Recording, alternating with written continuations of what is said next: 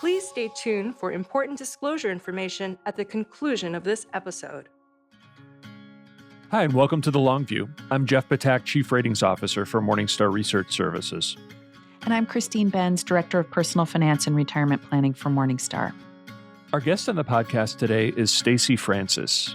Stacey is President and Chief Executive Officer of Francis Financial, a fee-only financial advisory firm that focuses on serving women, especially those who have experienced divorce or the loss of a loved one.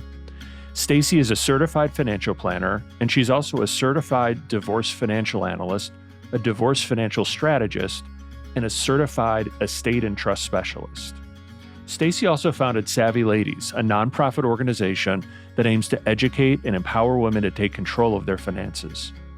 To date, Savvy Ladies has helped over 20,000 women through free one-on-one financial counseling, workshops, and retreats.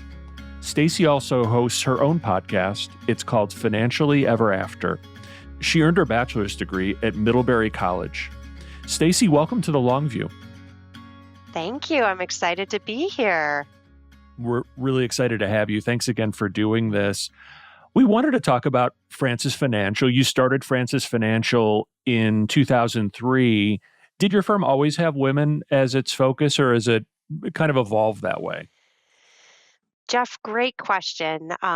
Yes, we have always focused on working with women. I will tell you, though, that communication has really been stronger and stronger. In some ways, I was almost sheepish about being forthright of this is our population, these are the people we want to work with. But I've realized that the clearer that we are about where our superpowers lie and the work that we do, the more that we connect with individuals and the more, our people, I would say, our people find us. So you've talked about how your grandmother's story and specifically how her lack of knowledge of financial matters led her to stay in an abusive marriage. I think that's a common story in abusive relationships, that there's a financial element, and how that inspired your life's work. Can you expand on that?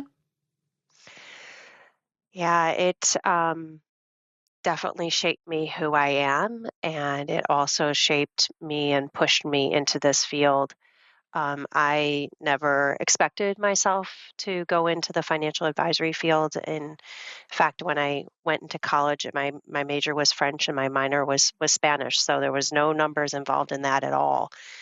In fact, I'll be honest, I shunned numbers, and numbers kind of scared me. I grew up seeing the abuse, the bruises. I knew what was going on, and we were very, very concerned about my grandmother, and she never felt like she could leave. And she shared with me before she passed away why, and it was because she felt financially trapped. And Christine, that's where it really hit home for me, that financial knowledge, financial independence, financial security is so important, and it can keep people trapped in unhealthy, even dangerous situations. And she did unfortunately end up passing away because of the abuse, and it, changed all of us. And my way of coping with that loss and coping with the feeling of not being able to save her was to create a charity for women so that all women can go to learn about financial advice and get financial support. And that's called Savvy Ladies. It's a 501c3 that I created in her memory. And then I launched Francis Financial the year after. So this was about 20 years ago, to essentially make money to pay for the charity. And I'm just very committed to supporting women so that they have the financial knowledge they need to make good money decisions, to live their best life and have the financial security that we all deserve. Well, that's a very inspiring story, and I'm sorry that its origins were in unfortunate circumstances. We're going to talk some more about Savvy Ladies a little bit later in the conversation. Before we did that, I did want to delve back into your firm and ask you just sort of if you could paint a picture of what percentage of your clients are women today? We have about 70% of our clients of Francis Financial that are women. Almost all of them are on their own because of going through a divorce or, unfortunately their spouse has passed away. We also do work with couples, but what's really, really special and cool about that, Jeff, is that all of those couples, each partner is engaged and they're engaged in the financial planning process. They're engaged wanting to, you know, understand money, understand their investments. And often it's interesting, usually the female partner reaches out to us inquiring about our services. And then we have about 3% single men who we absolutely adore. And it's funny, we always joke that our numbers of single men, we keep on dwindling because they end up getting married to really phenomenal people. So, there we go. But yeah, we work with a really special group of clients. So you're in a wonderful position to observe how women interact with money. There's been a lot of research into the topic of how women's attitudes about and behavior with money differ from men's, hmm including the research that we've all heard about how women tend to be more conservative in terms of their investment choices. What have you observed in your years of working closely with women on their financial affairs? What you mentioned, Christina, is you really hit it on the head. We as women, we do tend to be more conservative with our investments, but sometimes it's not for the reasons many people think. It's not necessarily because we are shunning risk. It's typically because as women, we often have less experience in the investing arena. And understandably so, if you have less experience, your comfort level is lower. And so for many women, investing, it's their first time really dipping their toes into the stock and bond market. And, I think back to when I learned to drive a car. Gosh, I remember when I was going for my test and how nerve-wracking it was just to be able to change a lane and remember, okay, this is what you do with the turn signal, and I have to look this way and look at this mirror and then move across. And I remember how stressful that was. Now I jump in the car and it's natural. It's not even something I think about. I can change lanes very easily and very safely. Well, it's the same thing with investing. If it's really your first time dipping into the waters of investing, it can feel, pretty unnatural and can possibly even feel overwhelming. But I do have to say that the women we work with over time, they become more confident, they become more knowledgeable. And I also do see is their risk tolerance increases. And the more you understand about the risk or lack of risk in an investment portfolio, the more willing you are to actually take on risk. So I have a really wonderful opportunity to see individuals where it's the first time they've ever really been investing on their own and watch that beautiful journey of knowledge and empowerment. And with that, we do see that women eventually are willing to take on risk and many times just as much risk as their male counterparts. I think you pointed out that one issue that can get women into trouble is they tend to overprepare. They think they need to find all the answers before making any financial decisions. Why can that be such a problem, and how can women get around it? Yeah, I feel like we as women, we like to have our ducks in a row. And I'm right there with you. Just I'm planning college visits for my son right now. And Jeff, I have spreadsheets and I have everything you can imagine. I am so prepared. And sometimes sometimes our feeling of wanting to have all the information, know all the information, be prepared, we could get in our own way. And how I see that, really materializing is that often I'll talk to women who their spouse has passed away or they have gone through a divorce, and it's been 1, 2, 3, 4, 5, even a lovely woman we started working with 7 years, and all of the money either has been left exactly the way it was invested 7 years ago with not any tweaks, or I've also seen all of that money just sitting in cash, right? So sometimes, feeling like we know all the information and that we know exactly what our life is going to look like, and so therefore how we can invest, sometimes that can hold us back. And so, what I encourage people to do is to, you know, take a piece and invest it and make sure that the portion you keep in cash is a unbelievably well cushioned emergency fund of anywhere from 3 to 6 months living expenses. If you're really uncomfortable, maybe even a year's living expenses. And just knowing you have that to fall back on allows you more of a peace of mind to invest the other piece to get it working for you. So I want to ask about your clients who have been married because I know that divorce is a big focus of your practice. So do you find that women still often delegate financial decision making to their partners, or are younger women doing a better job of being plugged into or perhaps even leading the way in the couple's financial affairs? It's a great question, Christine.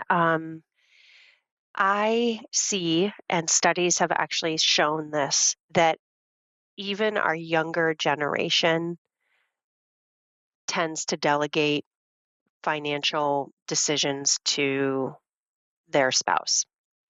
So this is, Gen X, Gen Z, and of course, the typical that we would think the baby boomer generation and the older generations. That being said, we as women, we tend to be more involved with the day-to-day bill paying, budgeting, and that piece, but not as much in the investment piece, financial planning piece, working with the accountant. And often it's not a conscious decision of, I don't want to be involved in the finances, so I'm just going to let my spouse take care of it. It's usually just a divide and conquer. I have 2 kids, and I will tell you that we do the same thing. I manage all the investments, I manage all the tax planning, and I manage all the financial planning, and my husband pays all the bills. Now, because I see what happens when you go through a divorce or God forbid, if I passed away, he would be he would actually be in a really difficult position unless he was fully integrated into understanding the finances. And so for our marriage, which works for us and works for our clients, is that we do a financial date night once a month where we go over everything. We go over the budget, we go over our investments, we go over, how much should we be putting into the 529 plans from your bonus? What portion should we be putting into our retirement accounts, and bringing them up to speed.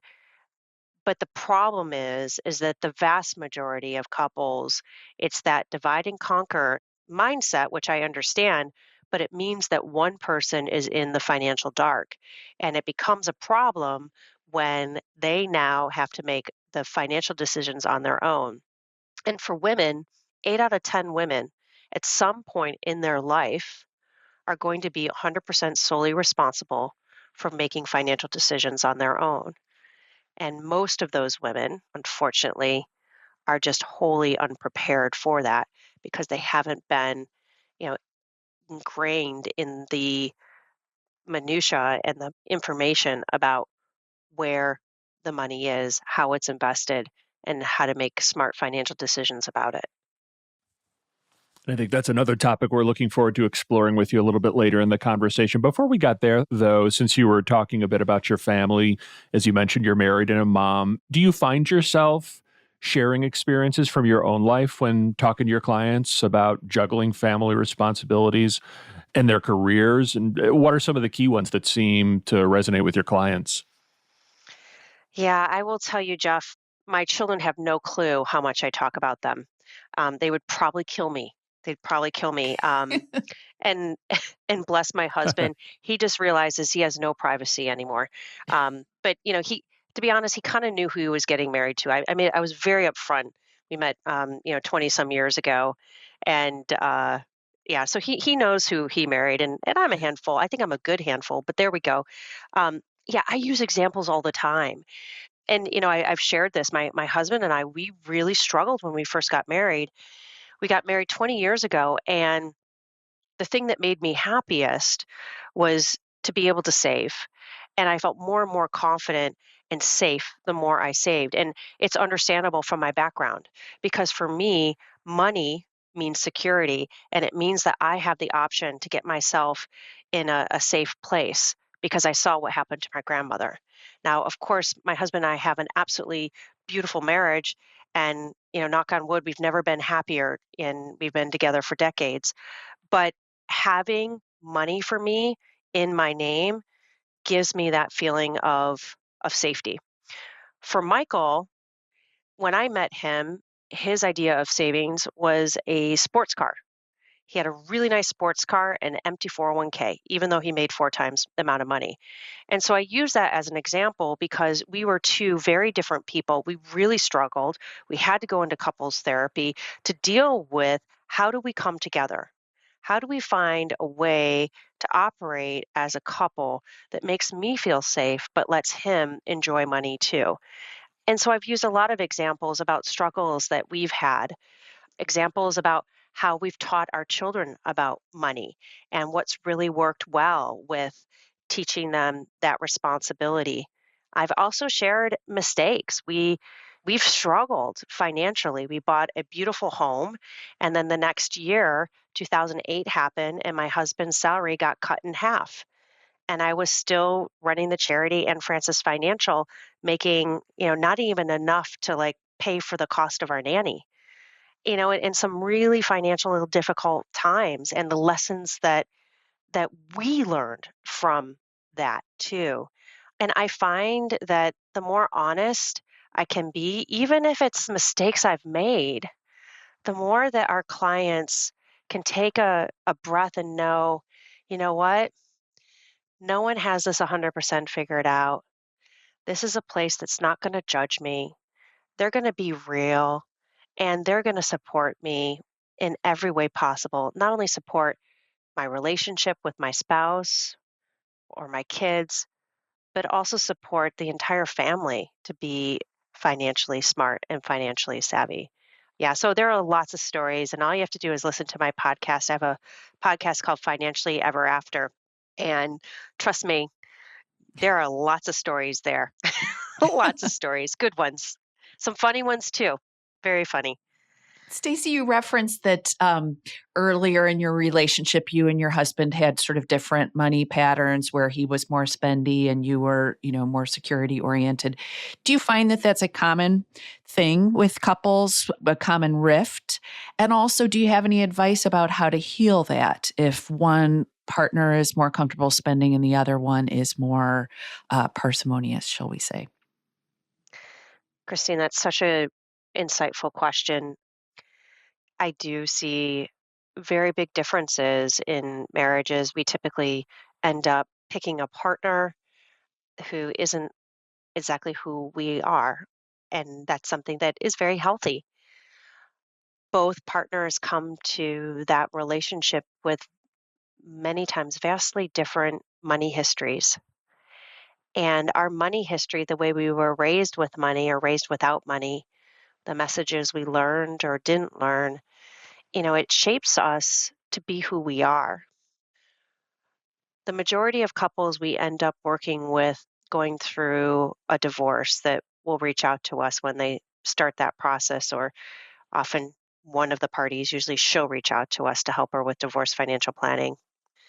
As we learn more about their relationship, for most of them, money was a source of conflict and a source of disagreement.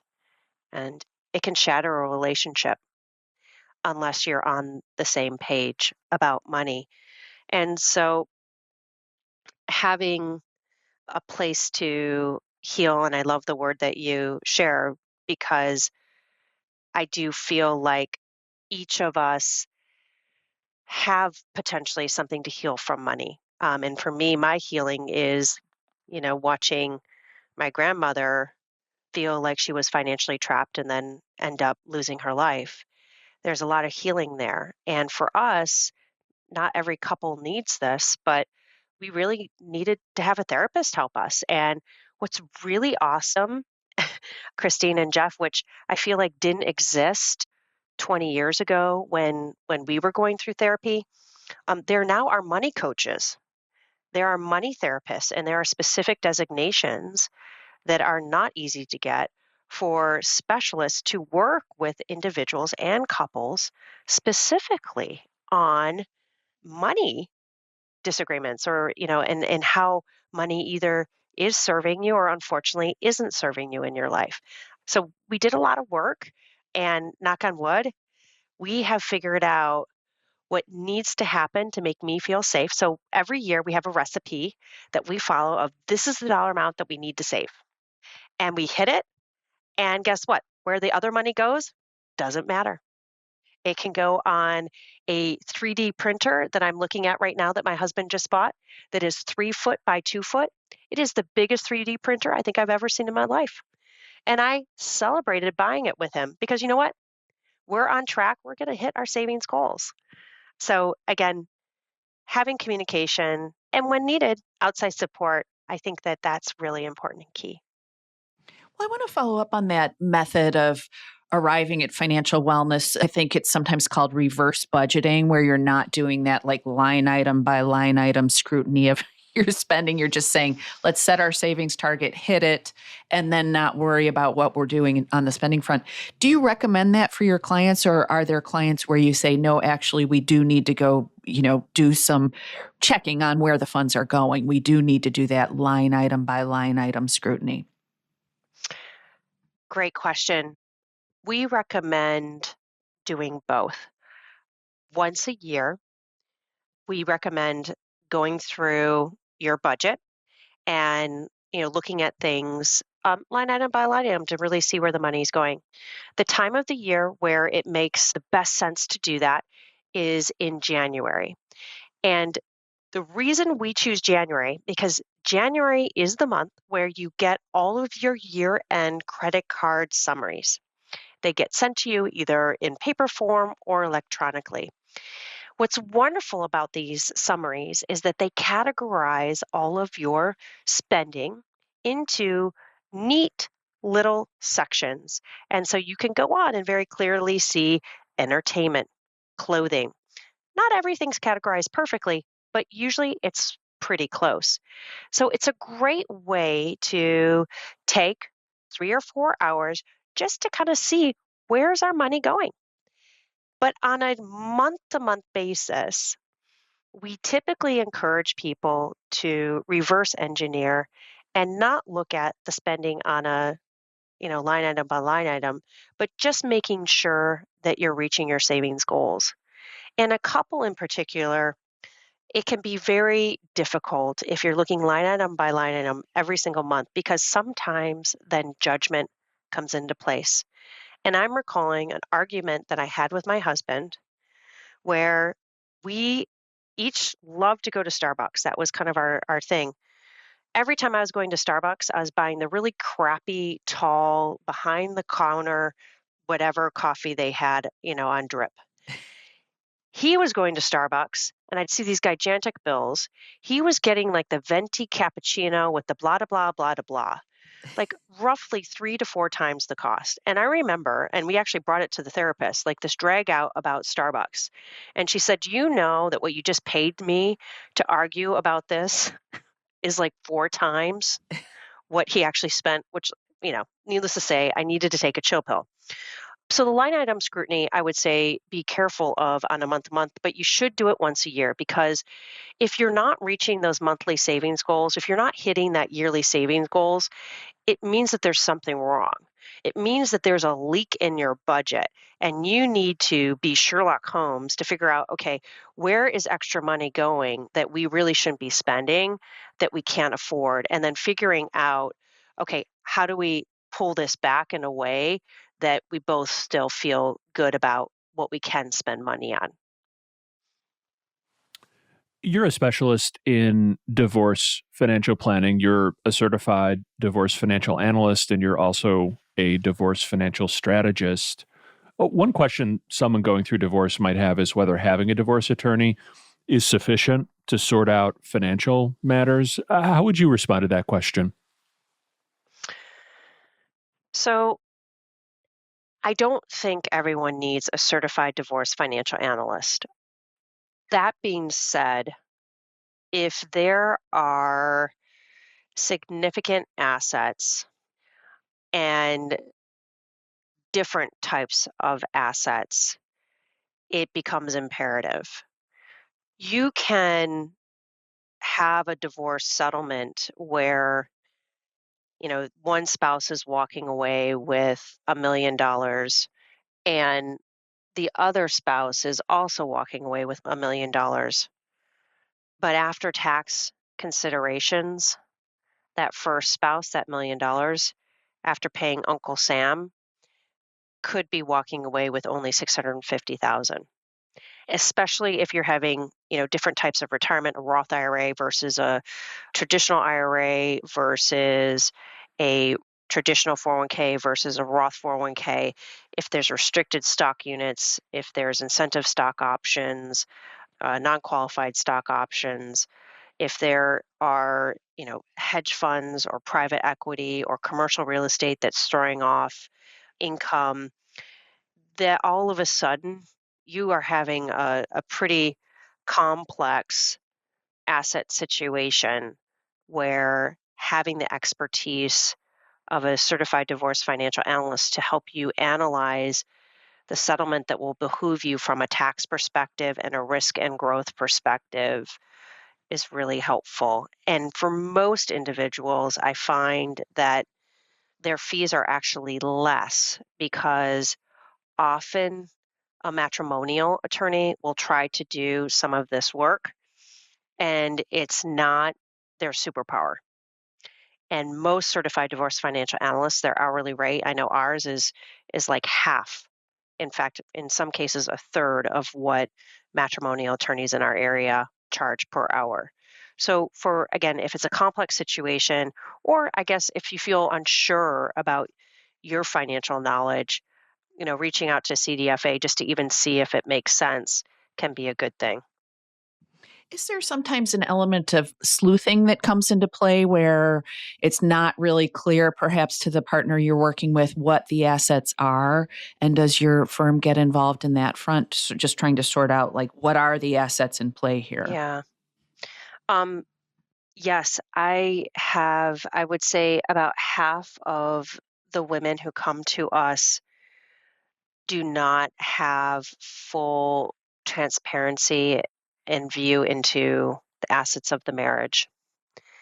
Sometimes it's because they just weren't involved, but we also work on a lot of cases where there has been financial abuse. And financial abuse is where that partner has on purpose not allowed access to the assets, not allowed information about the assets of the marriage. So, yes, there is some sleuthing. We are not forensic accountants, but I will tell you that we can do wonders with tax returns. And I have a client who just hired us, same situation, a long term marriage, and she had no idea about any of the assets that were in his name, only those in her name. And through the tax return, we were able to find 5 different accounts, taxable accounts, 1 retirement account. And with the taxable accounts, because the interest and dividends were listed on the tax return, we were able to reverse engineer into what the values of those accounts would be. And we were very conservative. The total number we came up with across those 5 different accounts was a total of $17 million. And so all of a sudden it became very clear why her husband, who inherited a lot of this, why he's never really had a job throughout their whole marriage and how they've been able to have a home in Italy, a home in Paris, and a home here in New York. We interviewed Farnoosh Torabi on this podcast last year, and she made the point that custody arrangements often disadvantage divorced moms. Her comment was that the mom gets the kids and the dad gets time to dedicate to his career. Is that a fair assertion, in your opinion? So first off, Farnoosh is a rock star, and I just so respect her. You know, custody, it can disadvantage the mom if she, as primary custodian, is not able to have access to funds to pay for support around the house and babysitting so that she can have her own career. We do see this. I also see a really unethical game played by certain parties of the divorce where they're arguing to have more time so that they are not responsible for paying a big number in the form of child support. When in reality, once the divorce is final and all of a sudden that 50-50 custody is split, all of a sudden that person is saying, sorry, I have a business trip. Sorry, I can't make it this weekend. And in reality, the time split is closer to a 75-25, but the person who ends up taking that 75% with the children is not getting enough child support. So we do see money games being played at the expense of the welfare of children, and it's wrong. It's wrong. And for a lot of women, vast majority of women, it takes them much longer to financially recover from a divorce. And for many of them, they never fully financially recover. And one of the biggest pieces they can put in place to help them speed that recovery and get them on the right financial path is going back into the career force, into the workforce. But it can be very difficult when, you've got kids at home. And again, if you're not getting enough child support to be able to get good care for them, yeah, you find yourself in a really, really unfair and tough position. I want to stick with the topic of caregiving because it seems like one of the key reasons that women earn less than men over their lifetimes is caregiving responsibilities. So, sticking with parenting, you've written that women are often a bit short term oriented when they're thinking about the financial ramifications of dialing back on work to care for children. Can you discuss that? Yeah, I myself always knew that I was going to work and I never thought I had an option. But for me, it was more of a this is something I need to do for me to feel safe and secure. Not everybody feels that way, and some people, you know, they really want to and in their partnership can afford to be at home. There's nothing wrong with being a stay-at-home parent, but you need to make sure that you are protected. And when I say that, when you get married, that you speak to an attorney about a prenup. If you expect that there's even a small chance that you're going to give up your career to be a stay at home parent, that prenup is imperative to protect you if there is a divorce and you find yourself all of a sudden having to go back to work and instead of earning 100,000 like you used to, you're starting off at 40,000. So prenups are a really important thing to talk about, especially for that stay-at-home parent. At the same time, if you are going to be a stay-at-home parent, it's really important to make sure that you're investing in the most lucrative, important asset you have, which actually is your career. And there are many things that you can do to keep your toe in the workforce, keep your toe in the networking pool. And one of the things you can do is get really involved with your PTA. If you have any financial background, you can, go in and be their treasurer. Having things to put on your resume, making sure that you are continuing to get out there and stay involved with previous colleagues, take courses, increase your skill set is important because I will tell you, the women that we've worked with that have needed to go back to work, I've seen two outcomes.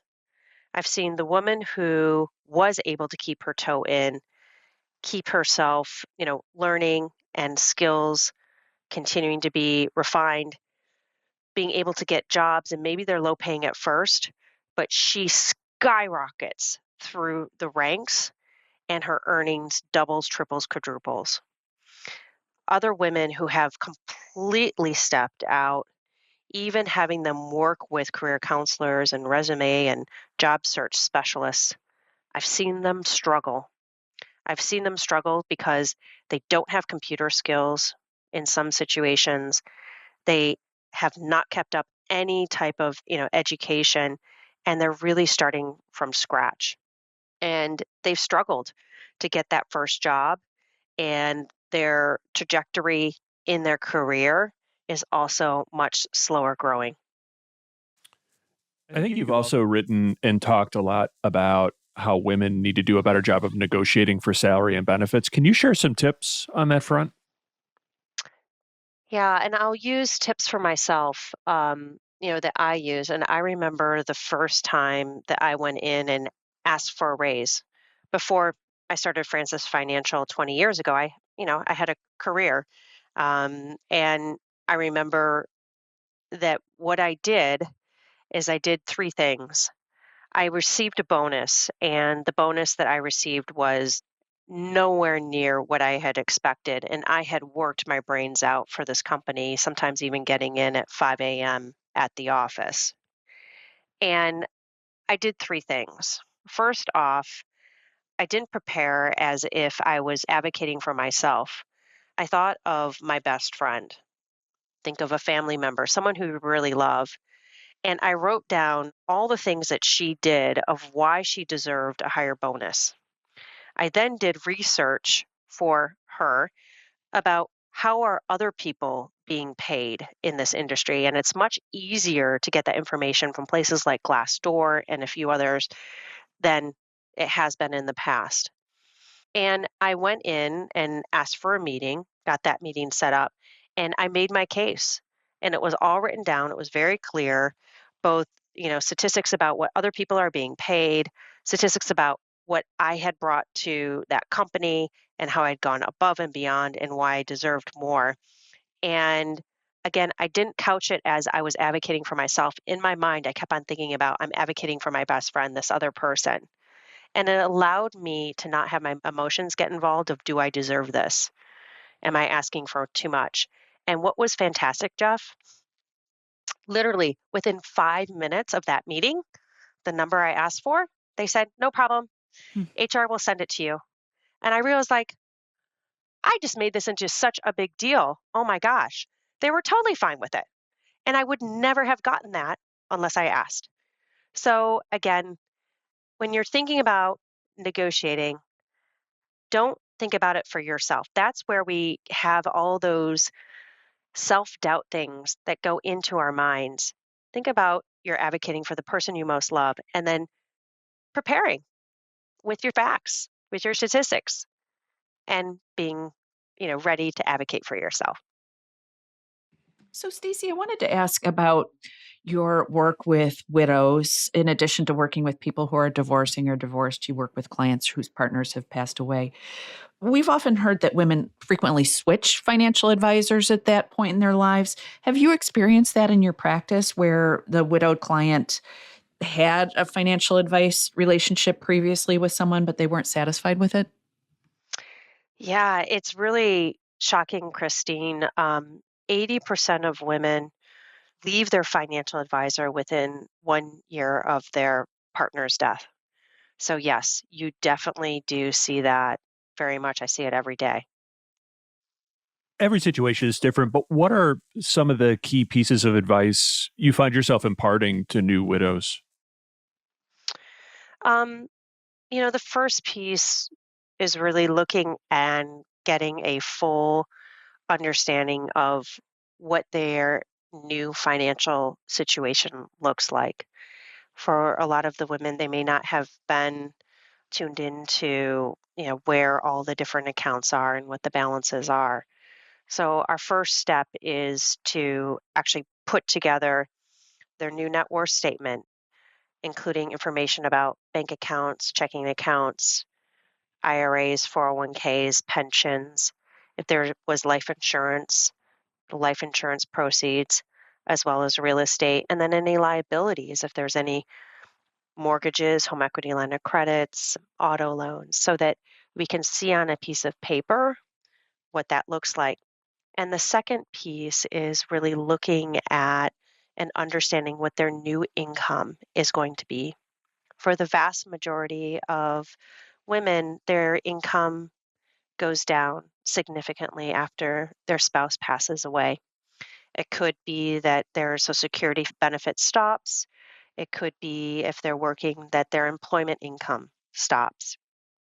So understanding if they're able to collect a widow's benefit, if they're able to collect a survivor's benefit, if their children are eligible for a benefit as well.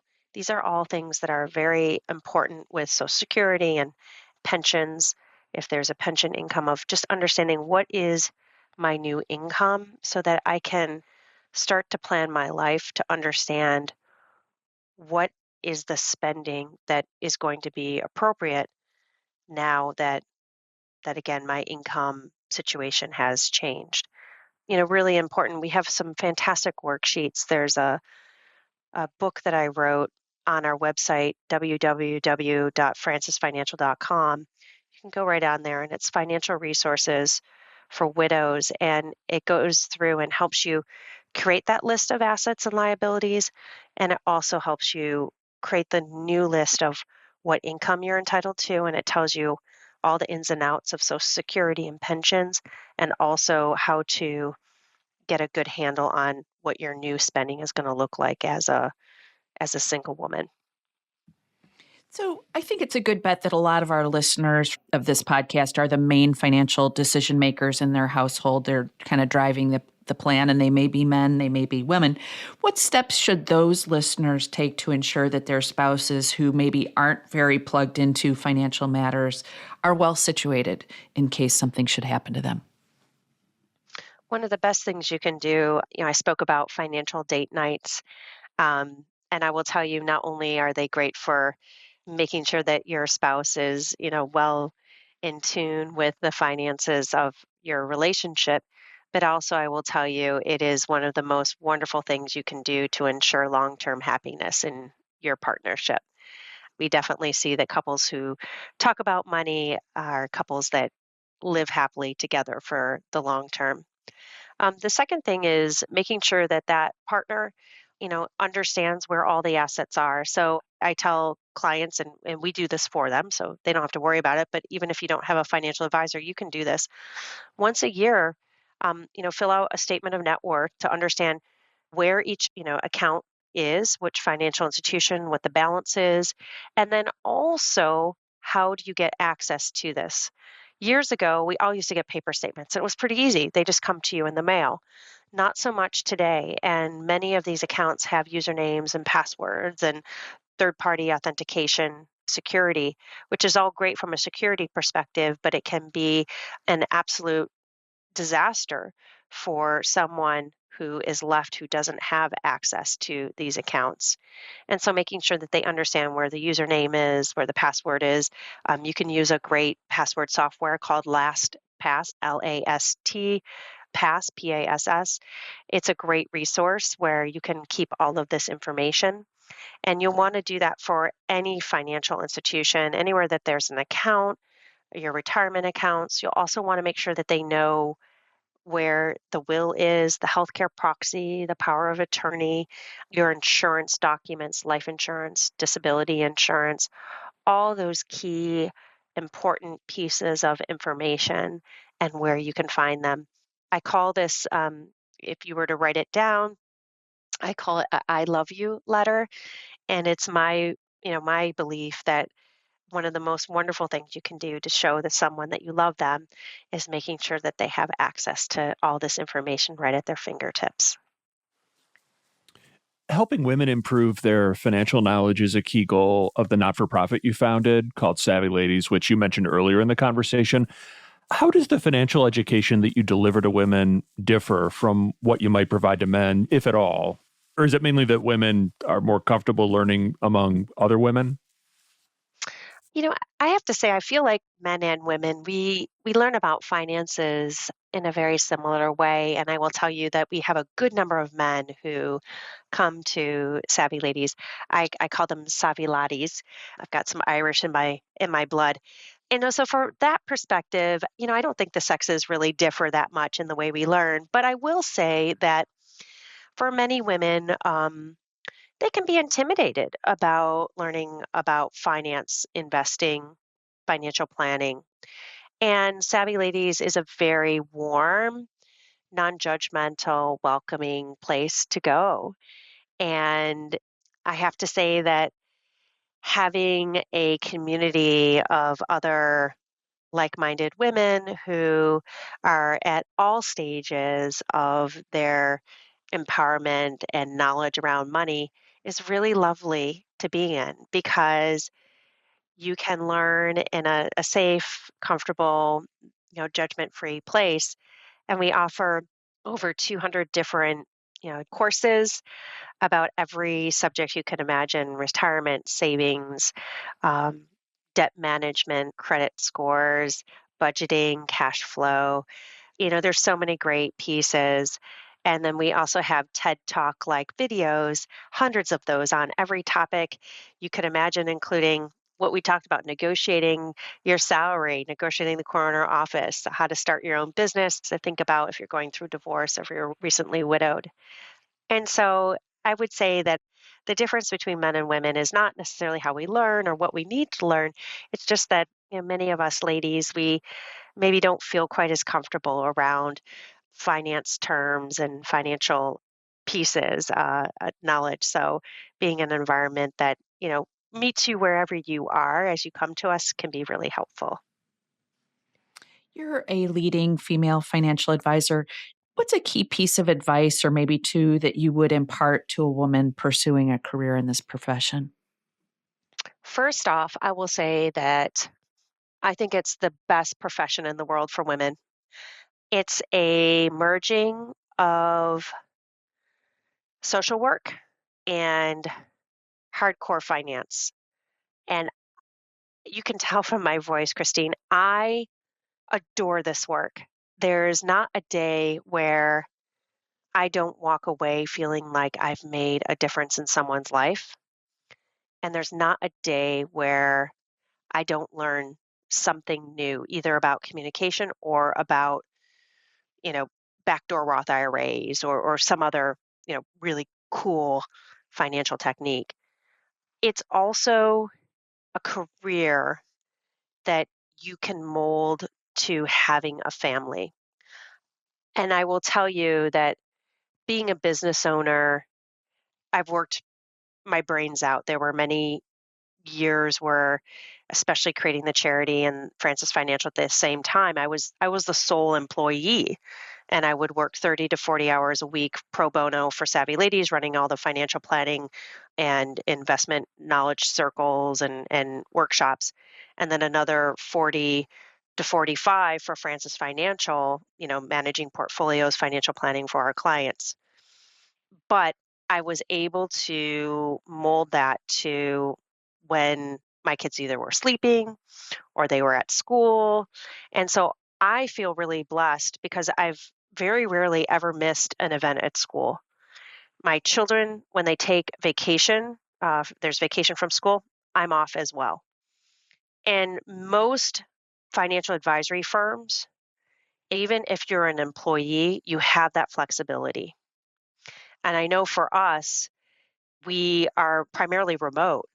And so it allows our staff members to really mold their work life into what works best for their personal life.